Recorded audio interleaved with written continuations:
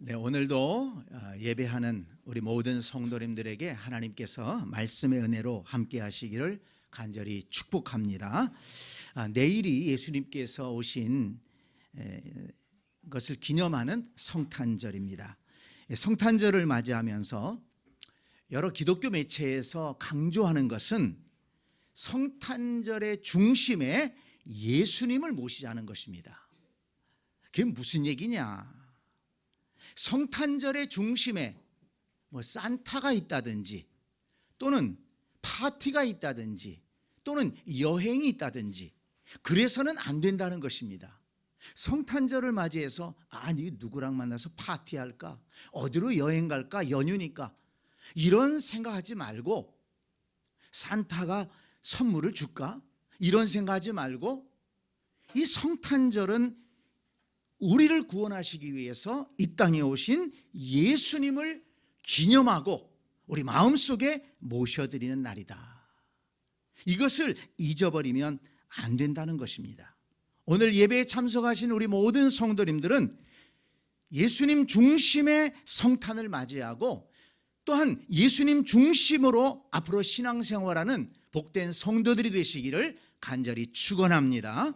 오늘 본문 말씀에 보면 하나님께서 천사 가브리엘을 이 땅에 보내셨습니다. 천사 가브리엘이 이 땅에 내려와서 여러 사람들을 만났습니다.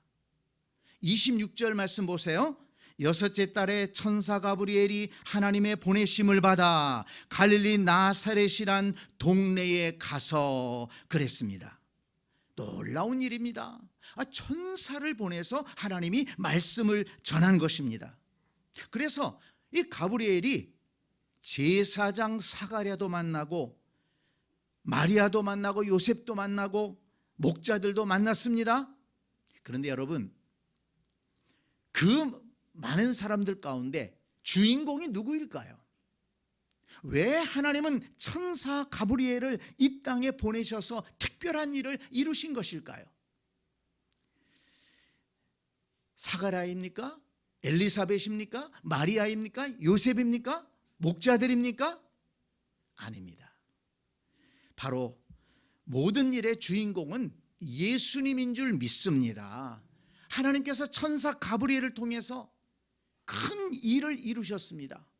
나이 많은 제사장 사가랴의 집에, 사가랴와 엘리사벳 가정에 아이를 잉태하게 한 것입니다. 엄청난 일이죠. 그보다 더 경사스러운 일이 있겠습니까? 요셉의 집안은 이제 얼마 안 있으면 약혼자 마리아와 결혼식을 올려야 되기 때문에 그 일로 굉장히 분주했을 것입니다. 그러나 여러분, 정말 오늘 성경에서 중심되는 사건은 무엇인가 하면 예수님께서 이 땅에 오신 사건인 것입니다. 그래서 31절 말씀을 보면 천사 가브리엘이 마리아에게 이렇게 말합니다. 보라, 내가 잉태하여 아들을 낳으리니 그 이름을 예수라 하라. 지금 천사 가브리엘이 전하고자 하는 메시지는 바로 이 한 가지입니다. 내가 잉태하여 아들을 낳을 것인데 그 이름을 예수라 하라. 예수님의 탄생을 알리고 예수님의 탄생을 전하기 위해서 천사 가브리엘이 보냄을 받은 것입니다. 그러므로 성도 여러분, 성탄을 맞이하면서 예수님을 집중할 수 있기를 바랍니다. 또 앞으로 우리가 신앙생활할 때에도 예수님께 집중해서 신앙생활을 할 수 있기를 바랍니다. 영화를 보러 간 사람이 영화의 배경이 너무 아름답다고 해서 이 영화의 주인공이 누군지, 주인공이 무슨 말을 했는지, 주인공이 누구를 만났는지, 어떤 일을 했는지 그거를 하나도 파악을 못하면 되겠습니까? 성탄절의 주인공은 예수님이십니다. 예수님이 어떤 분이신지, 예수님이 왜 이 땅에 오셨는지, 예수님이 무엇을 하셨는지 이것을 생각하고 묵상하면서 성탄절을 맞이할 때 성탄의 은혜가 우리에게 충만하게 임할 줄로 믿습니다. 우리가 신앙생활할 때도 마찬가지입니다. 가끔 이렇게 교회를 멀리하거나 신앙생활을 중단한 분들을 만나서 얘기해 보면 예수님께 실망해서 그런 분은 별로 없어요. 다 교회 생활하다가 뭐 어떤 일을 하다가 교인들 간에 어떤 갈등을 겪어서 그러다가 신앙에 문제가 생기는 분들이 있더라는 것입니다. 안타까운 일입니다. 그분이 좀 더 예수님께 집중했다면, 좀 더 예수님의 말씀을 집중해서 들었더라면, 예수님의 뜻이 무엇인지를 정말 깨달을 수 있었다면 교회를 멀리하는 일은 없었을 것이다. 그런 생각을 해봅니다.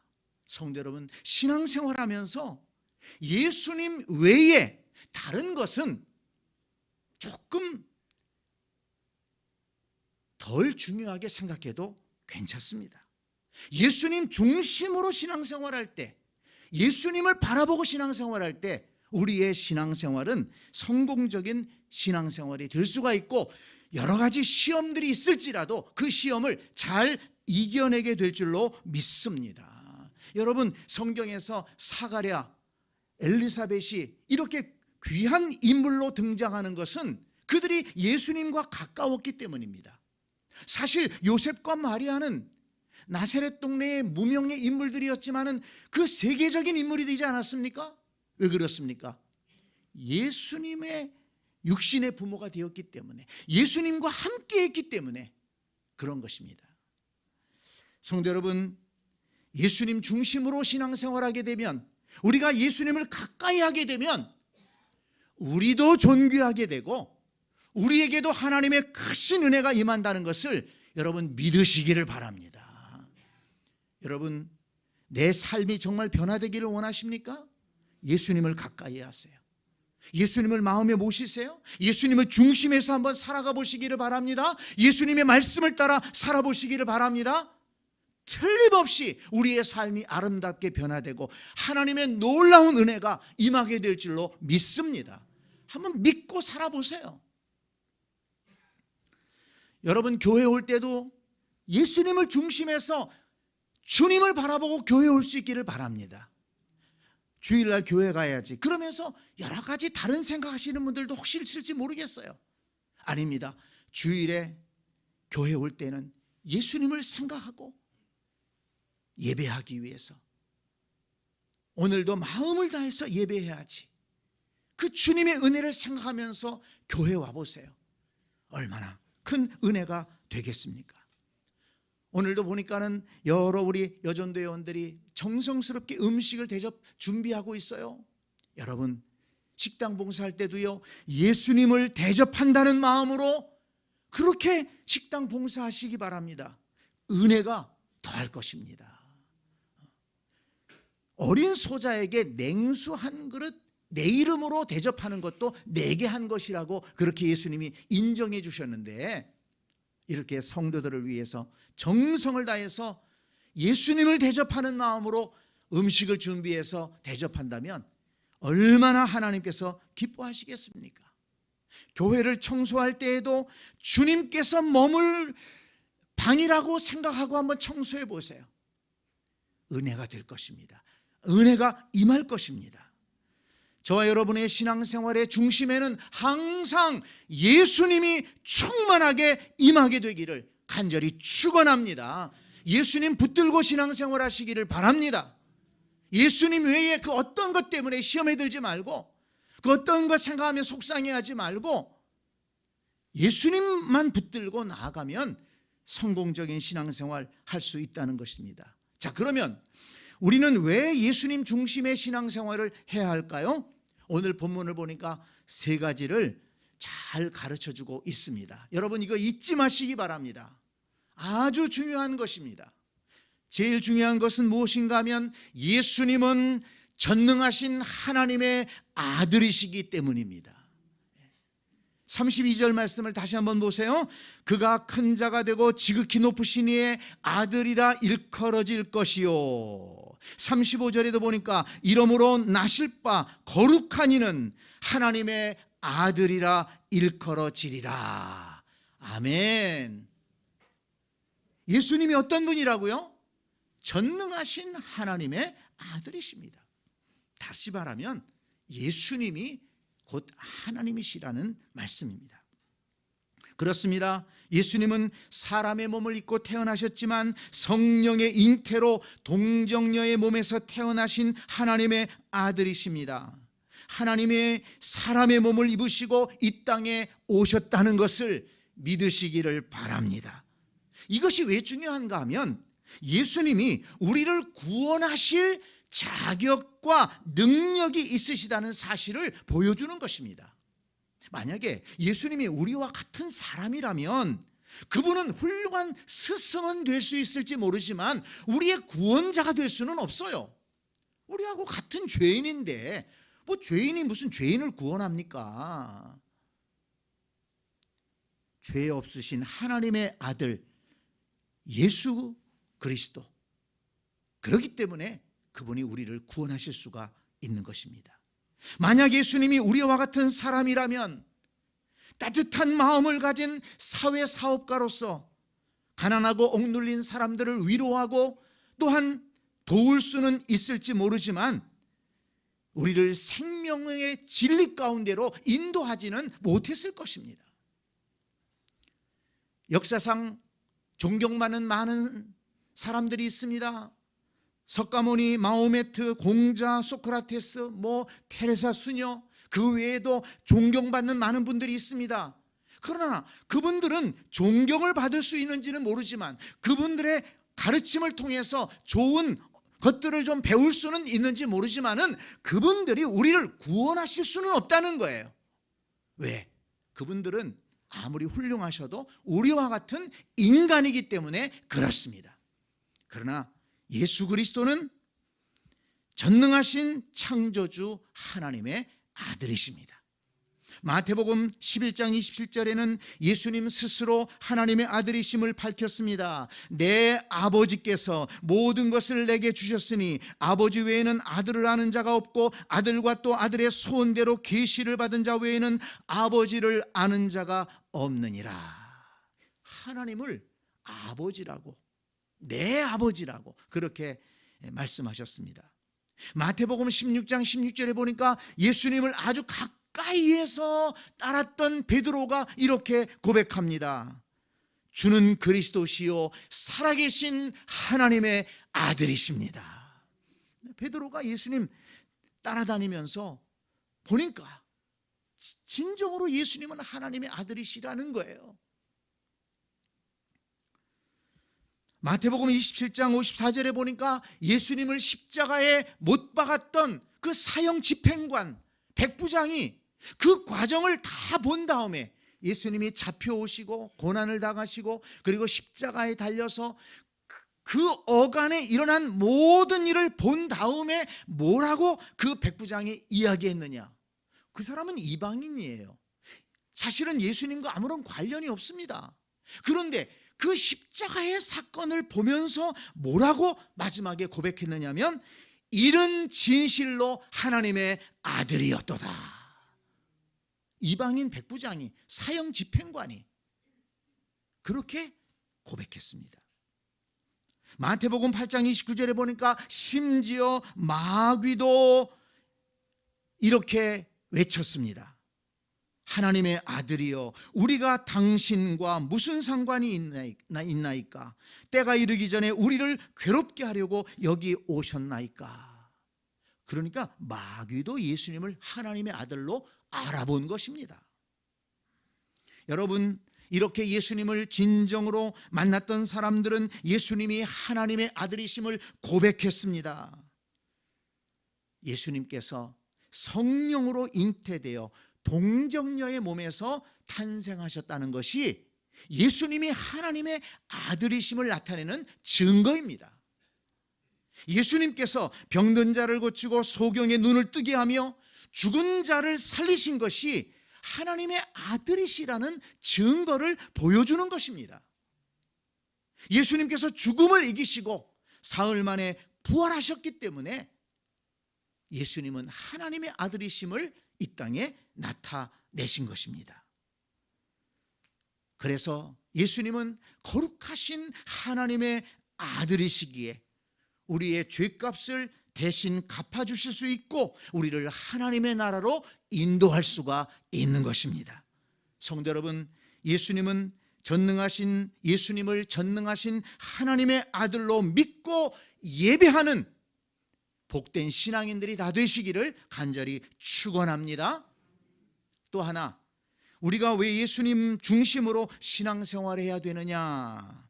예수님은 우리의 구원자이시기 때문입니다. 31절을 다시 한번 보세요. 보라, 내가 잉태하여 아들을 낳으리니 그 이름을 예수라 하라.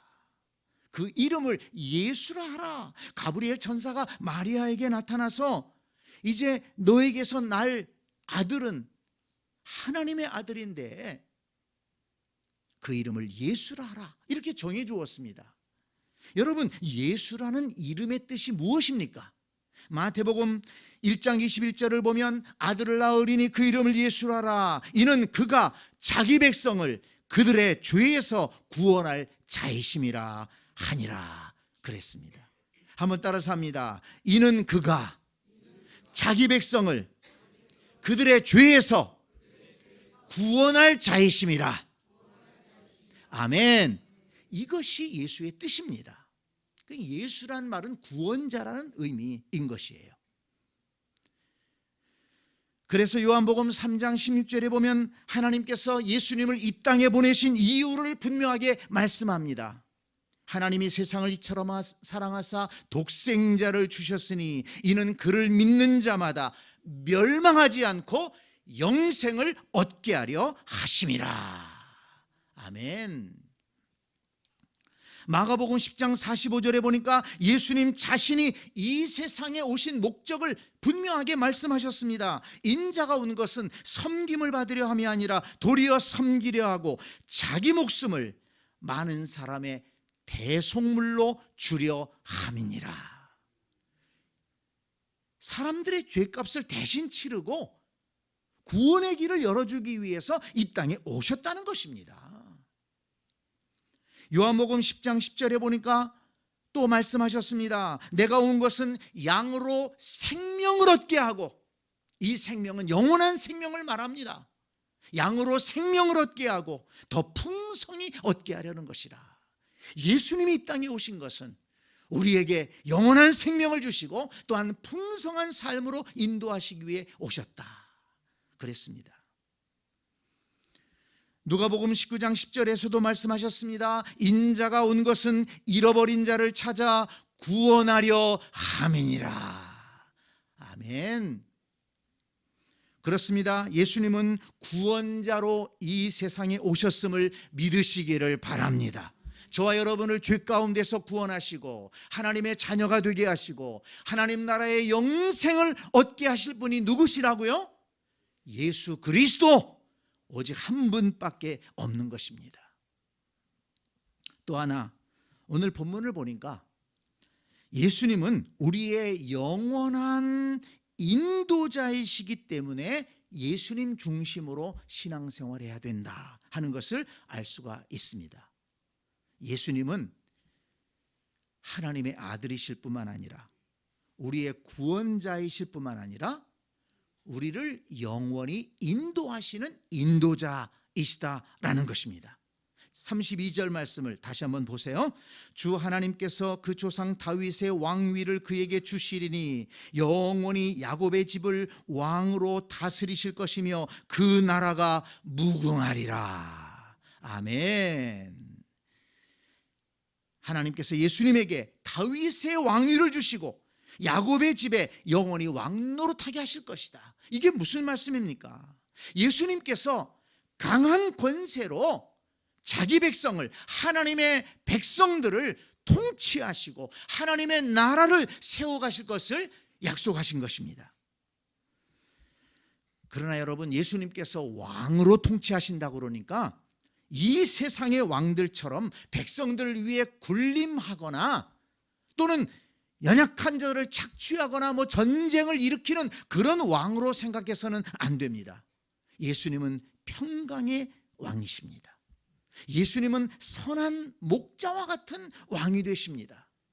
그래서 거룩한 하나님의 나라를 세우시고 자기 백성을 의의 길로, 평강의 길로, 복된 길로 인도하시는 자비로우신 왕이시라는 것을 믿으시기를 바랍니다. 성도 여러분, 이 말씀이 얼마나 은혜가 됩니까? 예수님은 우리를 구원하시고 그냥 버려두시는 분이 아니라는 말씀입니다. 끝까지 책임지시는 분이시라는 것을 말씀하고 있는 것입니다. 그런데 그 끝까지가 어디 끝까지입니까? 하나님 나라까지예요. 이 세상에서뿐만 아니라 이 세상에서 지구의 여행을 다 마치고 떠날 때 우리 주님께서는 그 이후에도 영원한 하나님의 나라까지 인도하신다는 것을 믿으시기를 바랍니다. 그래서 예수님을 믿고 예수님과 동행하게 되면 이 세상에서도 인도하심을 받고 또한 하나님의 나라에서도 영원토록 주님과 함께 복된 삶을 살게 된다는 것을 믿으시기를 바랍니다. 요한복음 10장 11절에 보니까 예수님은 이렇게 말씀하셨습니다. 나는 선한 목자라. 선한 목자는 양들을 위하여 목숨을 버리거니와. 선한 목자, 양들을 위해 목숨을 버리는 선한 목자이시기 때문에 그 말씀대로 예수님은 십자가에 달려 우리의 죄값을 대신 치러주신 것입니다. 그 말씀을 그대로 실천하신 거예요. 그래서 우리의 인도자 되신 예수님을 중심으로 신앙생활을 하면 이 험하고 고단한 세상에서 흔들리지 않을 수 있습니다. 미끄러지지 않을 수 있습니다. 넘어지지 않고 안전하고 복된 신앙생활을 할 수 있다는 것을 믿으시기를 바랍니다. 성도 여러분, 왜 예수님 중심으로 우리가 신앙생활을 해야 된다고요? 예수님은 전능하신 하나님의 아들이시기 때문에, 예수님은 우리의 구원자이시기 때문에, 또한 예수님은 우리의 영원한 인도자이시기 때문에 예수님 중심으로 우리는 신앙생활을 해야 하는 것입니다. 그분이 오신 날을 기념하는 것이 바로 성탄절입니다. 그러므로 우리는 예수님을 믿으면 구원받아 하나님의 자녀가 되는 복을 누립니다. 이 세상에서 하나님의 복을 누릴 뿐만 아니라 영원한 하나님 나라에서 영생의 복을 누릴 수가 있게 되는 것입니다. 그제 금요기도회에서 요즘 많이 불러지고 있는 나는 주를 섬기는 것에 후회가 없습니다 라는 찬양을 부르며 기도했습니다. 가사가 이렇지요. 나의 평생에 가장 복된 일은 내가 예수님을 만난 것이라. 나의 평생에 가장 잘한 일은 내가 예수님을 주로 섬긴 것이라. 그렇습니다. 전능하신 하나님의 아들로서 우리의 구원자이시고 영원한 인도자가 되시는 예수님을 믿고 예배하는 것이 가장 복된 일인 줄 믿습니다. 예수님을 믿고 그분의 말씀을 따라 살기로 다짐하고 결심한 것은 가장 잘한 일인 것입니다. 이번 성탄절을 맞이하면서 다시 예수님을 마음의 중심에 모실 수 있기를 바랍니다. 그리고 세상 바라보지 말고 너무 사람들 바라보지 말고 예수님을 바라보고 예수님과 함께 복된 삶을 살아가는 저와 여러분들이 될 수 있기를 간절히 축복합니다. 아멘.